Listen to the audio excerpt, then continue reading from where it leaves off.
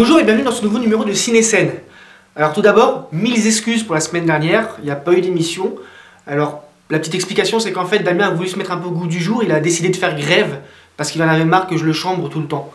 Donc on a discuté, on s'est mis d'accord, je vais arrêter de le chambrer, en tout cas pour cette semaine. Et puis du coup on a retrouvé nos places. Lui derrière la caméra, ouf, et moi devant, c'est quand même mieux. Oui, pardon, je viens de te chambrer, excuse-moi. Boude pas, c'est bon. Reste là, on continue. Allez, cette semaine, au cinéma, c'est un peu comme le temps dehors, c'est un peu morose, puisqu'il n'y a pas de très grosses sorties, puisque le gros événement de la semaine, c'est la sortie de Bienvenue à Marly-Gaumont. Vous reconnaîtrez que par rapport à X-Men Apocalypse il y a 15 jours, ça fait quand même un peu léger. Enfin bref, on va quand même en parler un petit peu. C'est un film réalisé par Julien Rambaldi, super prénom, avec à l'affiche Marc Zinga et Aïssa Maïga, qu'on a notamment vu dans Les Profs et Les Profs 2, la série de films avec Kev Adams aussi au générique. Ça raconte l'histoire d'une famille africaine qui débarque de Kinshasa dans le petit village français de Marly-Gaumont.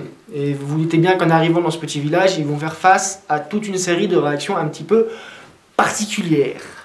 C'est une comédie dramatique, voilà. Si vraiment vous avez rien à faire et qu'il fait trop moche dehors pour faire autre chose que d'aller au cinéma, bah allez-y.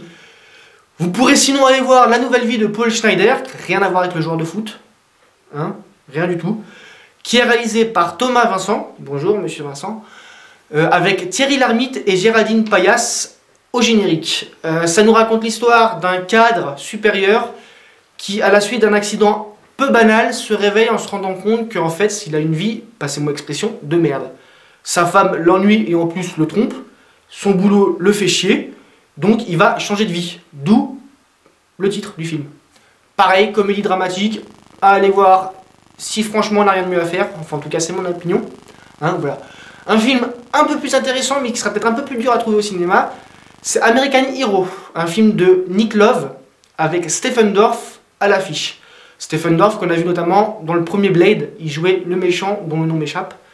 Ça nous raconte l'histoire de Melvin, un trentenaire fêtard invétéré qui vit encore chez ses parents, mais qui se réveille un bon matin, se rend compte que s'il veut arriver à revoir son fils, que la justice lui interdit d'approcher, il va falloir qu'il fasse quelque chose de sa vie. Du coup, il décide d'utiliser ses super pouvoirs pour combattre le crime. Je m'attends à un truc qui va ressembler un petit peu à Hancock, et pour ceux qui se poseraient la question, non, ça n'a rien à voir avec Marvel ou DC, c'est un univers complètement différent.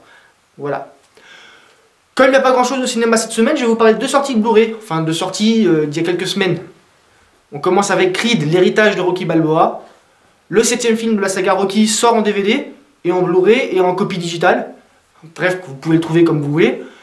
Et que ça nous raconte l'histoire du fils d'Apollo, Creed, double titre, qui se retrouve à être entraîné par Rocky Balboa. Et oui, fallait bien qu'il soit là, sinon ça n'avait rien à voir, enfin bref. Et un autre film que je viens de découvrir, que j'ai pas encore eu l'occasion de voir, mais qui est au programme ce week-end, c'est La 5e vague, avec Chloé Grace Moretz à l'affiche. Ça nous raconte l'histoire d'une invasion extraterrestre qui s'est déroulée en 4 vagues, et avec la 5e qui va pas tarder à arriver. On retrouve donc Chloé Grace Moretz dans le rôle titre, enfin dans le rôle phare, pardon, excusez-moi, qui est occupée en fait à protéger son petit frère de tout ce qui se passe autour dans ce monde apocalyptique. Sur ces bonnes paroles, je vous dis à la semaine prochaine, normalement, si Damien décide pas de faire grève. Et entre deux tombes d'eau, que la force soit avec vous.